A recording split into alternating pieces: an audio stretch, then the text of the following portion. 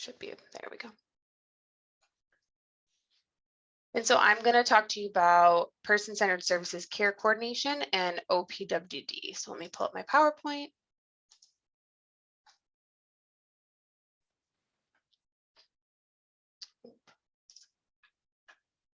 Get it on the right screen. I apologize.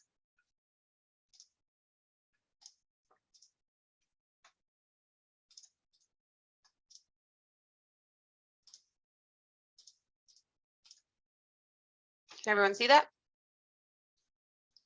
Perfect. Okay. So our mission is to connect people to the care, support, and opportunities that maximize their quality of life. Our vision is a community where all people lead fulfilling lives, and our core values are people, integrity, and trust. So care coordination, exactly what does it mean? So we serve more than 17,000 individuals with intellectual and/or developmental disabilities in Western New York. We're in 18 different counties.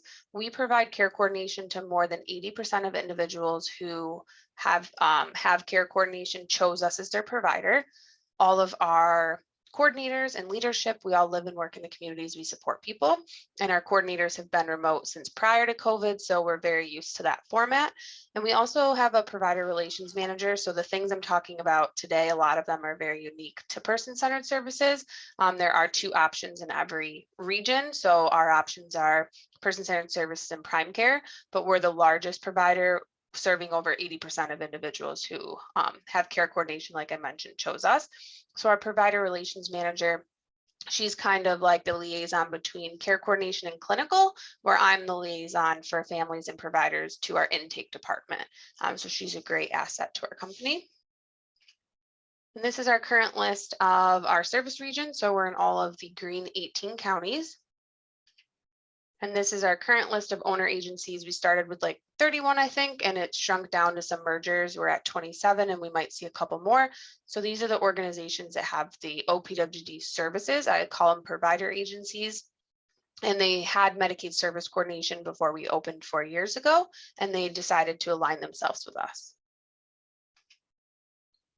And so we're going to talk about what a care coordinator does. So a care coordinator links, refers, and oversees all of these different areas of an individual's life. So medical care, family support, behavioral health, dental care, appointment scheduling, wellness, safety needs, job assistance, and transportation. And so all of these things are going to funnel into something called a life plan.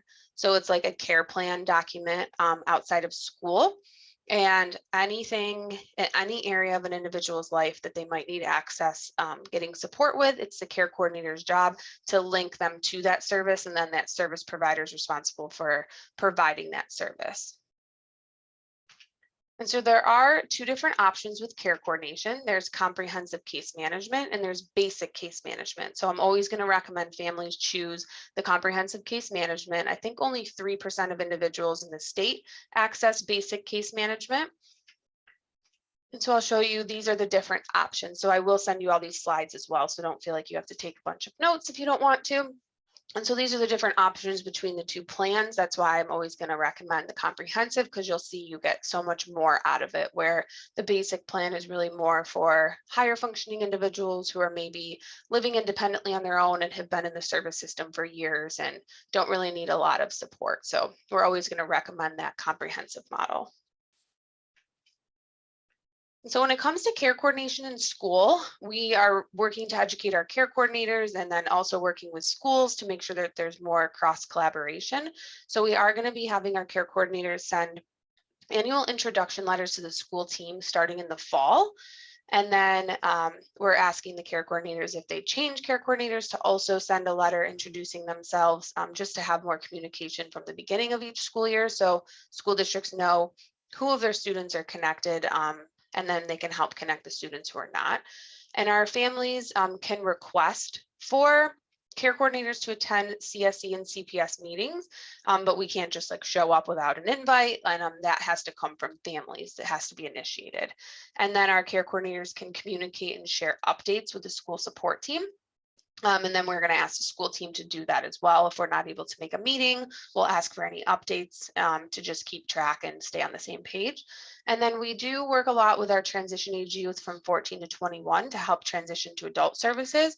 So we've created an internal transition checklist that care coordinators can share with the family and the school support team to help keep everybody on track throughout those transition years, to just make sure that the things that are needing to happen each year for a successful transition are happening. We do have an internal clinical department as well, and that is made up of behavioral health specialists, mental health, and medical experts. And so our care coordinators can request our clinical team to become part of the interdisciplinary team, the IDT team, to work on highly complex medical, behavioral health, and cross-system needs. And then we are also adding a social determinants of health specialist to also assist our care coordinators with benefits and entitlement, economic stability, and neighborhood and housing concerns. So now I'm going to jump into eligibility and enrollment. So in order for an individual to qualify for OPWDD, Office for People with Developmental Disabilities, eligibility, you have to have one of these qualifying diagnoses, and there has to be proof that it was prior to age 22. And so you also have to have proof of substantial handicap, which is deficits in the areas of social, communication, daily living skills. And so these are determined through something called an adaptive assessment that hopefully the school district is completing every 3 years during reevaluation. And so I do have a slide that explains the adaptive assessment. So it is a lot of words, so it does pop up in smaller sections, but I am going to read it word for word because it is pretty powerful. So when I'm reading this, like, this is a really nice mindset to have anytime you have an opportunity to answer any types of questionnaires for your child, just to make sure that they're getting access to the appropriate supports and services. So when it comes to the adaptive assessment specifically, that should be, like I said, being done every 3 years. It's not a requirement, but we're hoping that most districts are doing that. That you want to answer questions in terms of what the child does completely alone, without prompts, reminders, or help. Answer questions keeping in mind if the child was left alone for a couple days at home, what he or she would actually do, not what they can physically do. And this assessment is not the time to give the child the benefit of the doubt. It's time to be objective and critical. Children have many strengths, but for this assessment and other assessments as well, we want to know what he or she struggles with doing independently. So we're asking to please rate him or her on what he or she actually does alone, not what they can do with sometimes may be able to do or does with help. So think of it like one verbal prompt for every task. Can they complete it 365 days a year with that one prompt? If 5 days of the year they need 3 prompts, answer it in that 5 days a year scenario. So kind of like worst case scenario, worst day, whatever that might look like. And it's not, like I said, it's not meant to be negative in any way. It's just to help your children get access to the supports that they deserve. So some different documentation that our intake team is going to help you guys obtain for applying is psychological evaluation. So they're going to be looking for all years that there's one on file. So every 3 years, depending on the age of your child. An IEP at minimum this year's current IEP, a physical within a year signed by an MD, and then additional documentation for the autism diagnosis. We would need the ADOS or the CARS. So we're going to need the full report, which sometimes parents don't get the full. Sometimes they get the summary. Sometimes school districts get summaries or get none. So we're there to help obtain that as well. If your child is like 4 or 5 or 6 and had early intervention, then we're going to want those early intervention reports, and then any other medical records related to the diagnosis as well.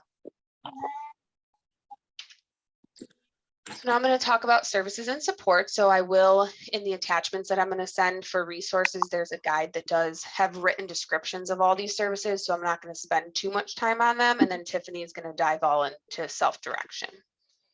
So for children, the different supports and services your child can access are family support services. So these are bridge services. You only have to have OPWDD eligibility. You do not have to have Medicaid or be enrolled. So while you're working through the intake process, as soon as your child obtains eligibility, you can start accessing these. So one of the other resources I'm going to send you has a clickable link to the Family Support Services directory.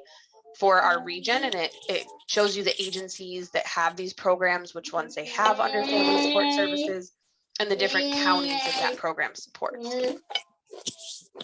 And if everyone could just mute, that would be very helpful. Sorry. That's okay. Thank you.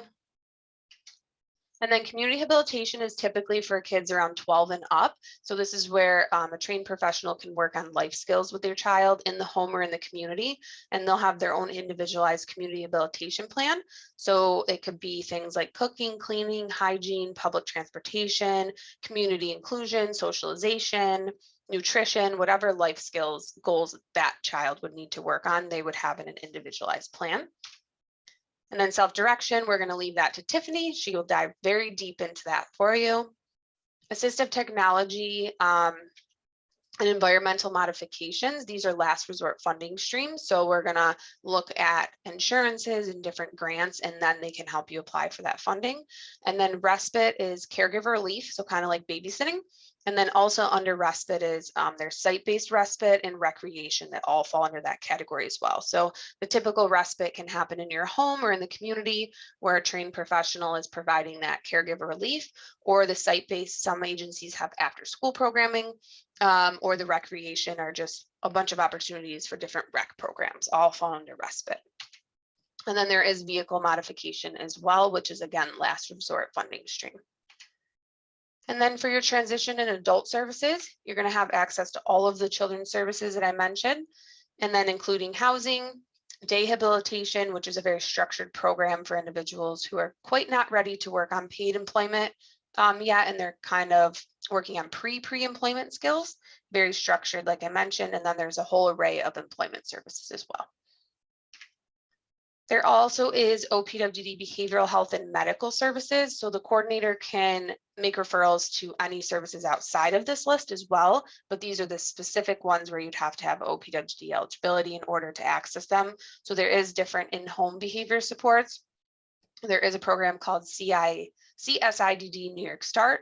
And then for Monroe County individuals, there is a strong crisis program. And then mental health supports, there's different Article 16 clinics. And then there's an organization called Presence Developmental Services for additional mental health supports.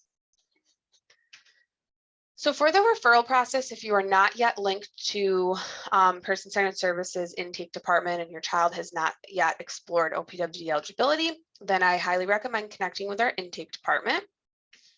And so options 2 and 3 are 1 and 2 are more for providers. I could give you access to a quick referral form if you wanted to use that for option 2, but option 1 is really for providers. Option 2 is just a 2-page referral form that I can provide you access to. You're more than welcome to email me for it, or you can access it on our website and I can give you that link too.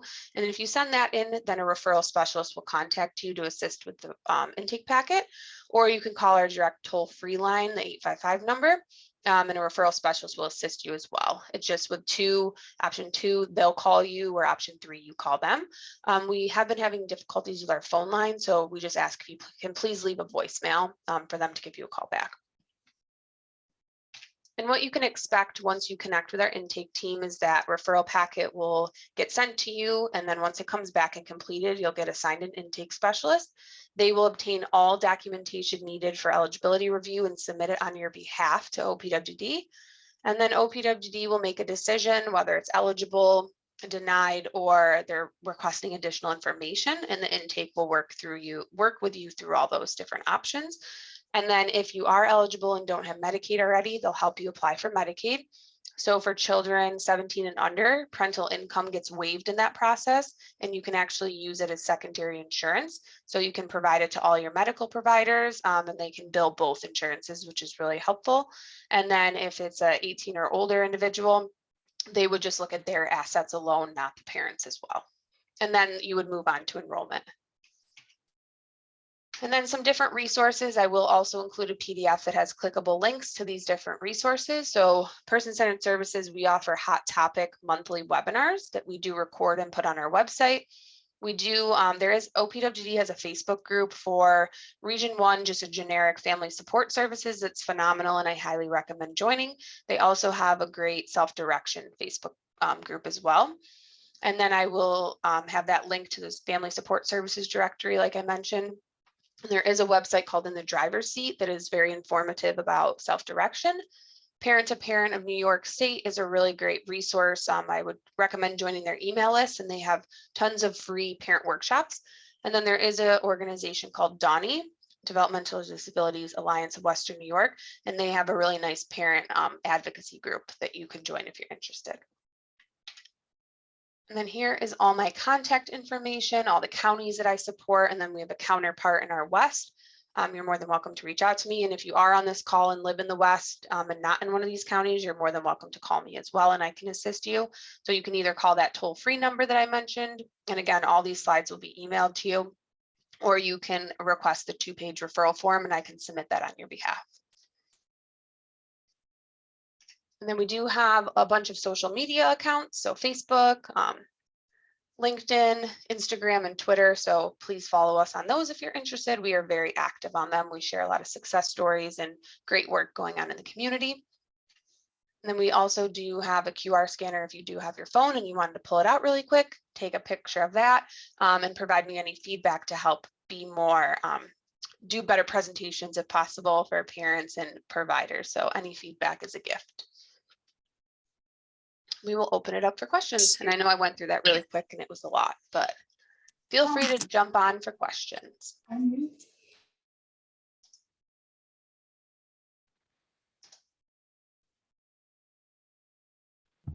Crystal, you have a question?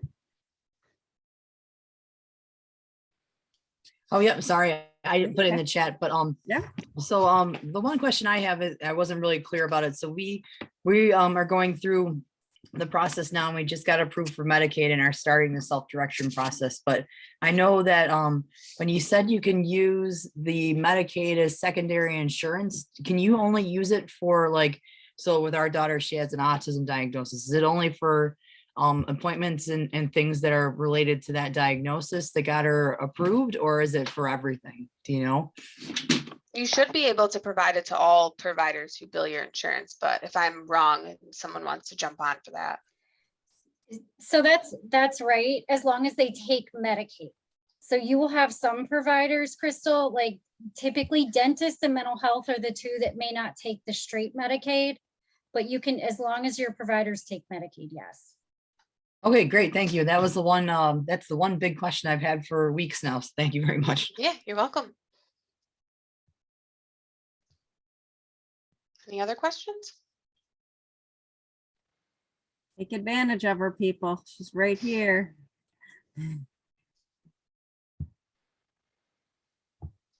All right, well, if Amy, is there anything else any like sudden thought that occurred to you while you're giving your fabulous presentation that you're like, it's not? I don't think so, because I know Tiffany is going to dive into self-direction in detail, and then I'll share all those resources, and everyone will have my contact to reach out at a later time if they come up with questions. Great. I did have a question. I'm sorry. That's okay. Go ahead, Lee. Okay, so under environmental modifications, I think that's what it was. Mhm. Yeah, so what does that typically cover? So it's different. So if you have an things. eloper. Yeah, so like fences is under that, but it's really challenging to get fencing modifications. Like you'd have to own your own home, and you would have to apply, submit that to your both insurances, and you'd have to look for grants and things like that. Like you have to provide a lot of justification of denials for other funding streams, and then the coordinator has to do a lot of paperwork, get a lot of justification from different providers. Like it's a big process. It's not that it's not available. Like there is that funding stream. It's just a little challenging, a lot of paperwork and stuff, but your coordinator supports you through all that. But it's also things like if your child is having mobility issues and you need like a ramp or bathroom remodels, things like that, those all fall under that, but also smaller things like window locks, door alarms, like things to help keep your child safe in the home too. But those again are all last resort funding streams, but they are available and it's not a guarantee. Okay, thank you. Welcome. I also had a quick question.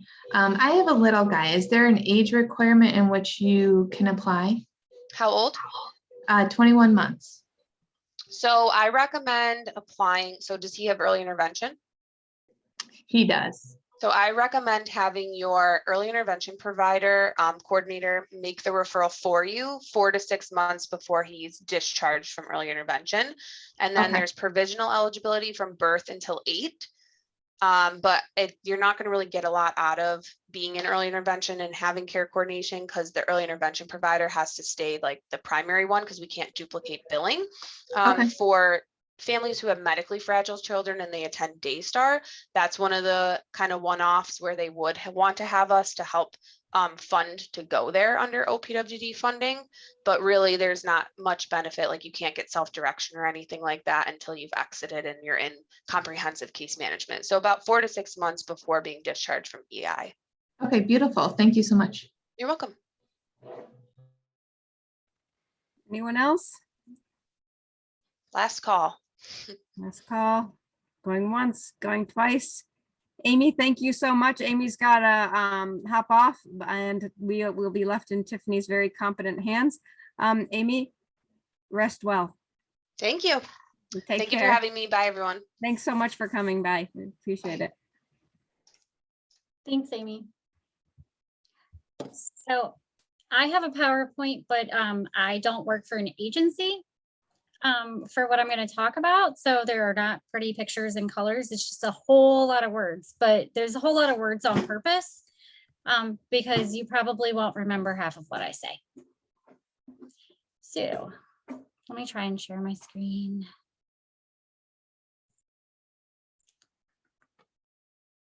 There it is. Share, and then how do I start it? So I can present in Teams, but not normally. Over in the I right, don't- the lower right-hand corner of your screen, you have the. There it is. You got Where it? I can't, yeah, Yeah, this one one more. here. One more more. over. Yep. Thank you. I don't use PowerPoint. My kids do. They can do it for me. So I'm going to talk about self-direction and OPWDD specific to children. My name is Tiffany Tomlin. I'm a self-directed parent. So I support an adult son who has self-direction. And I'm also a self-direction independent broker. So what does this mean, self-direction? When you're self-directing services, it means that you as the parent or advocate are going to oversee all of those services that your child receives. And you become responsible for hiring your team and managing their responsibilities and schedules. Self-direction is an amazing program, but it's not for everybody, and that's okay too. It can work better at some times in your child's life, and other times it may be more than what you need. And you can go back and forth. You can have self-direction now, and in 3 years your needs change and you stop self-direction, and then you can always go back. So it's not a, you have to have it or you lose it completely. Self-direction is intended to keep our kids in the community and not in group homes or institutions, specifically as they age. So where do you start? You have to be eligible for OPWDD, and you have to have a care coordinator, either with, if you're in our area, either with person-centered services or prime care.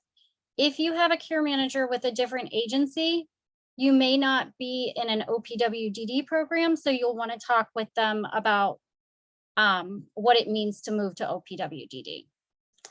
You will then inform your care coordinator that you're interested in self-directing your services. Your care coordinator has to submit a form to OPWDD asking for authorization. The care coordinator can help you find the other two mandatory parts of your self-direction team, a broker and a fiscal intermediary. There are lists that are updated from OPWDD that has people who, or agencies that are taking cases. So they'll help you make those, get those lists. You will have to attend the self-direction webinar. So when you come into OPWDD, they have you attend a webinar for the front door. There is a second one for self-direction. You will want to keep your email stating that you attended, because you may be asked for this a couple of times during the startup process of self-direction. So there are two people you need. You need a broker and a fiscal intermediary. The first one, what is a broker? So a broker can be independent like myself, or they can work for an agency. They are the person that does the person-centered planning and helps you spend the money in your self-directed budget. So you get to choose who you work with, and you can change if you're not satisfied. You just let your team know that it's not a good fit, and you can move to a different broker as long as you can identify one. Your broker can offer suggestions on things to do in the community. Sometimes they can support with interviewing and hiring staff. They cannot provide staff for you.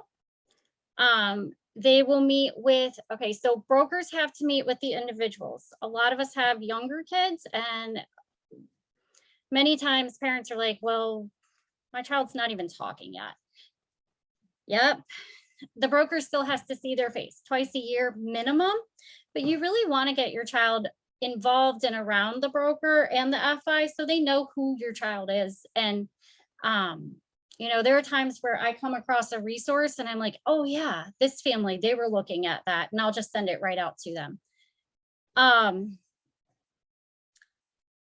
Often those 2 times that your broker has to meet with your child can be done at the life plan and semi-annual life plan. That way it's not like a whole lot of additional meetings.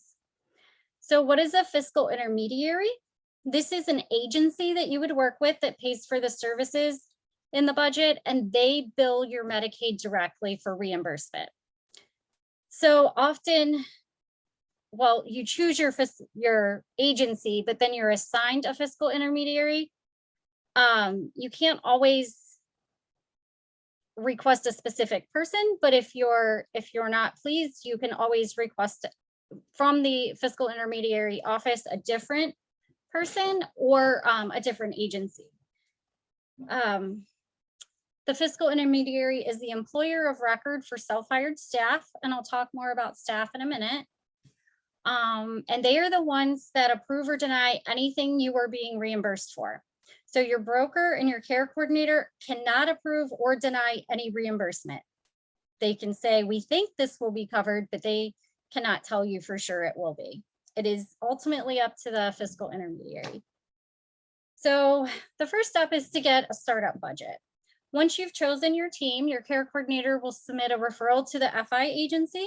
You sign a broker agreement with the broker you've identified, and your broker will create a startup budget. The startup budget is $2,400 maximum. It only allows for broker services. A lot of people get confused in this step right here because they're like, oh, my budget is there, but it's only so that your broker can work with you to create your budget. It can take time to be approved, and they're always approved for the first of a month. Everything in OPWDD is approved for the first of a month. So what can be reimbursed? A self-direction budget has many parts to it. Some will be relevant at different times in your life. I'm going to talk about things that are geared towards a child 18 years old or younger. The parts to a budget that I'm going to talk about are staffing, respite and community hub, brokerage, individual directed goods and services, family reimbursed respite, other than personal services, and family support services. So the first question a lot of people have is, how much is my budget? It's a good question because services can add up. We're talking about staffing and all kinds of things, and how much do you get? After the startup budget is approved, your team will be notified and you'll have planning meetings. The care coordinator has done an assessment with you. If you already have a care coordinator, you have had what's called a DDP2. Amy, was it Amy? I just forgot her name. It's Amy. Talked, Yep, Amy. yeah, Amy talked about adaptive testing. A DDP2 is very similar to adaptive testing. And when she's telling you, when she was saying, what does a worst day look like? This is where it's super important. And sometimes as parents, it's really hard to say, like, my child doesn't make his bed every day. He's 20 years old and still doesn't make his bed every day. But can he make his bed? Yes. But if the question is, does he make his bed? The answer is no. And the reason why that's so important is because those things that happen or aren't happening automatically for our kids, when we answer this correctly, the amount of the budget should reflect how much service is needed to support in the community. So the adaptive is part of it. There are also behavior questions on that and health. Those scores along with where you live, so each county is a little bit different, will give you what's called a personal resource allowance or a PRA. And this is the maximum amount of money you have available to spend for services. As your child gets older, and this is one of the things that we talk a lot about with younger kids, is as your child gets older and gains skills, the PRA should go down. Some of the questions that they ask in the DDP2 aren't even age appropriate for a child without a developmental disability. I don't know a 4-year-old that balances a checkbook. So that's normal, and it's what you want to see for your child. So as they get older, their PRA may go down. So staffing. There are 2 types of staffing options for kids: community hab and respite. Community hab is typically for those 12 and older, and they must be working on a goal other children that age have already accomplished. So if you have a 12-year-old that needs to learn to tie their shoes, typically developing 12-year-olds should have gained that skill, so that's an appropriate one. But the balance of checkbook one is the funniest thing for me to hear a care coordinator ask a 5-year-old. So if you have a 12-year-old that can't balance a checkbook, that's not typically developing. So that would not be a goal that we're working on at 12.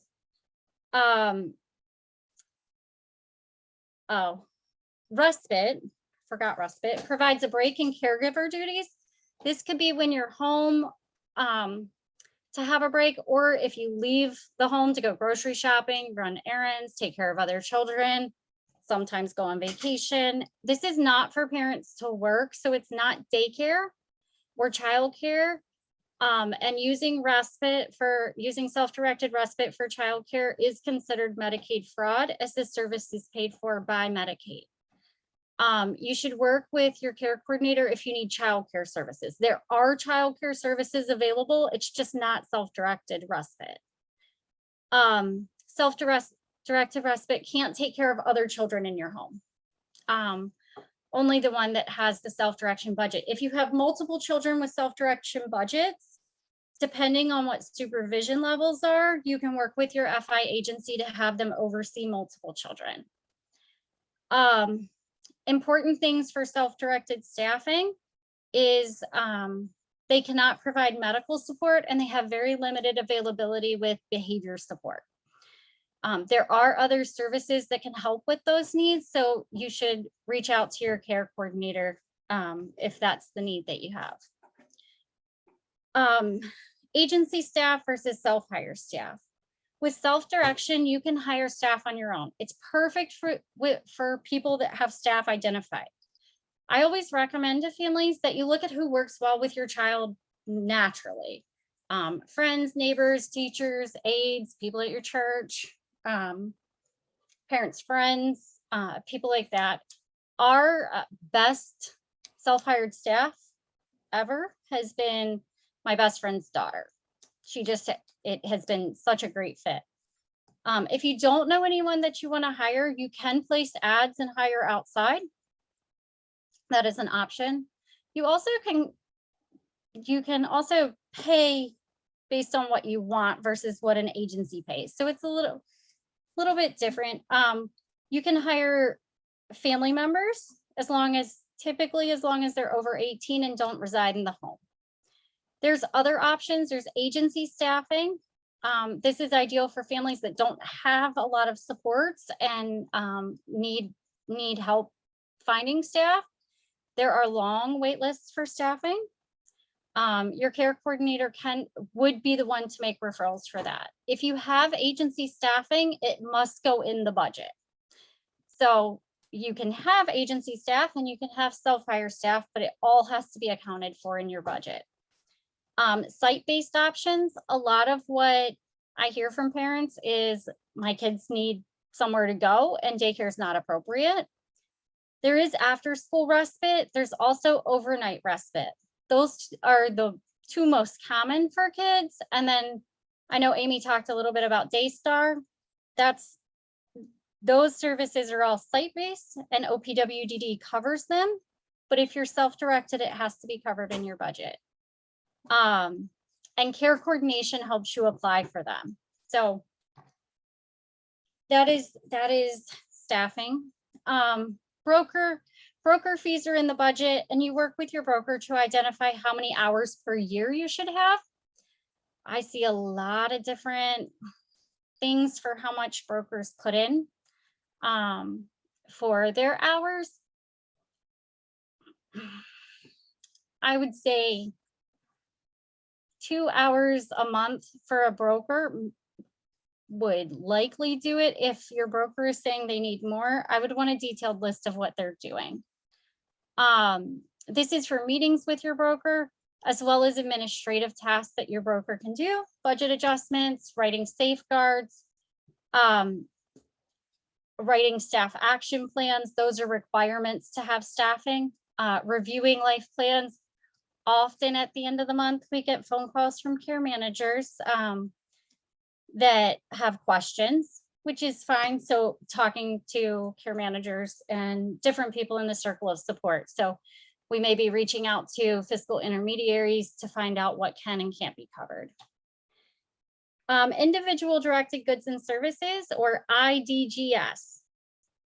This is the fun, right? So the most common, there's several different categories in this. The most common ones are camps. These can be overnight camps or day camps.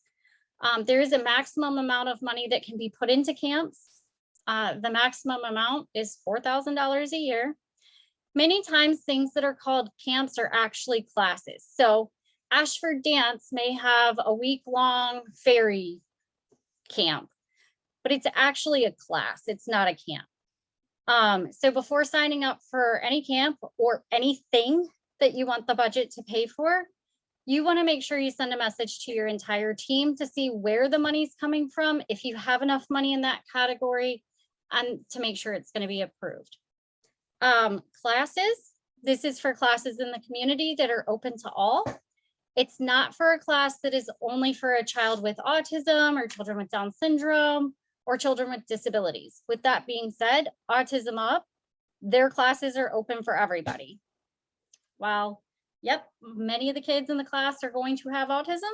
That is not, they are open to the public. So a lot of the places in our area have realized that our kids may need additional support, but they do open them to the entire community so that self-direction can help. Memberships and community involvement. Memberships are for individual memberships only, not for a family membership. Your child's membership fees cannot be paid for out of this line if you have a family membership. So a lot of people will have like a family YMCA membership. Your child's membership fees cannot come out of memberships. The other, a staff member can always attend. Like if you have a membership to the zoo, your 8-year-old is not going by themselves to the zoo. Their staff person can always get in with them. A lot of the memberships specifically to Rochester will come back as an individual plus caregiver or a self-direction individual to eliminate having confrontation at the gates. So people are trained that, oh, this is a person who is going to have a second person, even though it says only one. There's also community involvement. So we'll see things like bowling leagues, martial arts programs. Sometimes they'll have like a monthly fee. If they have a monthly fee and you can go to as many classes as you want, that's going to fall under your memberships. The memberships also has a maximum amount of money, and that's $1,500 a year. And transportation. There are 2 transportation categories. The one in the IDGS is for transportation to and from any item that is reimbursed in camp classes or memberships, as well as transportation when your staff is driving with your child in the community. Staff cannot be reimbursed for doing transportation to and from school and or medical appointments because there are different funding streams for that. Family reimbursed respite, these are not Medicaid funds, they're state funds, and they're capped at $3,000 a year. It's reimbursement. You pay the caregiver and submit to the FI to be reimbursed. This can help when you have staff identified and they're not yet hired, or you can pay family members or friends to provide respite if they're not interested in being hired as a staff, or if it's for like just an occasional need. Other than personal services is another state funded program. So it's also capped at $3,000 a year. And that's for all of the services that fall under the other than personal services or the OTPS category. Many of the items that are listed on this, when you have a budget, you will see all the different areas that you can put money in. Many of them are not for children under 18 and are considered parental responsibility if your child needs them, like the phone, internet, clothing, food, utilities. What is for children? The biggest ones that we see used are staff activity fees. That's money for staff to be reimbursed if they're charged for your child to participate in the community. Movie tickets. I've had staff go to Broadway shows. If you ever hear that somebody's going to Disney World, this is where the staff's Disney ticket would come out of. And sometimes food, if they're in the community having dinner with, if your child is having dinner and the staff has dinner as well. But those can all come out of staff activity fees. Personal use transportation, that's money for your child's portion of travel, both in and out of state. For out of state, it's only available to the US and territories. So US, Puerto Rico, Guam, US Virgin Islands, as well as Canada, because they're our next door neighbor. It will pay for plane, train, or automobile for just for your child. Other goods and services. So there's two parts of this. There's increased independence and health and safety. This is for goods and or services that you get a justification from a doctor or a therapist to have reimbursed. It's dependent on your child's disability and need. You may see it reimbursed for a friend and not for your child.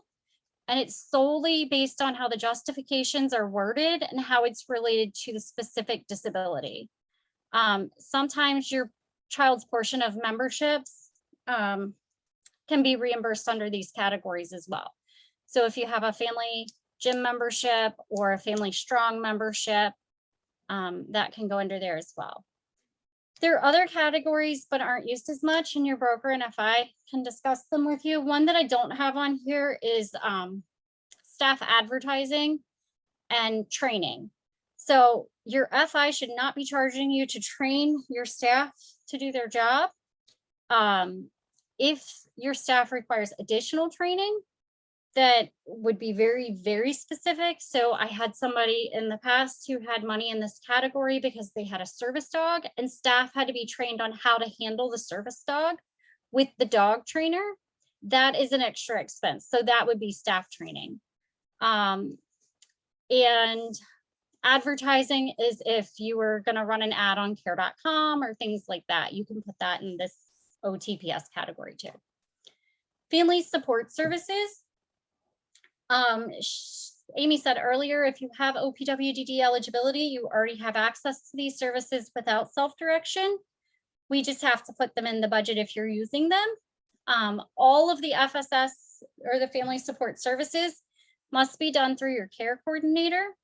The most common one is family reimbursement. You have $1,500 available for things to be reimbursed. That can be respite, or it can be assistance with if your child has a specific diet that they have to follow, or if they need sensory toys. That is often covered under family reimbursement. Other common FSS services, and it sounds like Amy's sending a link to the most recent list, which I haven't seen yet. But other common ones are behavior support programs. So the Crisis Support It Strong is a grant funded program and has to be in the budget. Now, what can you do? Ask questions to your team. Make sure you keep your team updated with any changes. I can't tell you how many times we find out that families have moved far away at a life plan. Get approval for anything you want reimbursed in writing from the FI prior to buying it. I always recommend that you copy your team. So your team is a care coordinator, a broker, and an FI. Send the email to everybody because everybody has a role in what they're going to do. And your team can offer advice, but they won't know what you're looking for unless you tell them. If your child decides next week they're really into Legos, but nobody knows that, they're not going to proactively tell you there's a Lego program in the community. Resources. So in the driver's seat, OPWDD's website on self-direction, which is probably the worst of the resources because I find OPWDD is wordy like my PowerPoint. And the Region 1 Facebook group link is here, and that is super helpful.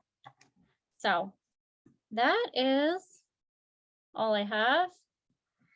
And nobody has questions because I answered them all. No, I'm kidding. I have a question again. I'll be the person who asks the questions. Absolutely. Are you taking new people? Because I'm actually at the stage where I'm looking for a broker. So I'm not. Ah, boo. Okay. Yeah, and finding a broker is probably going to be the hardest thing that you do.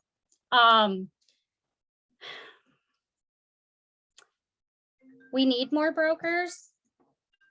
If you want to be a broker, I'm happy to talk to anybody about being a broker.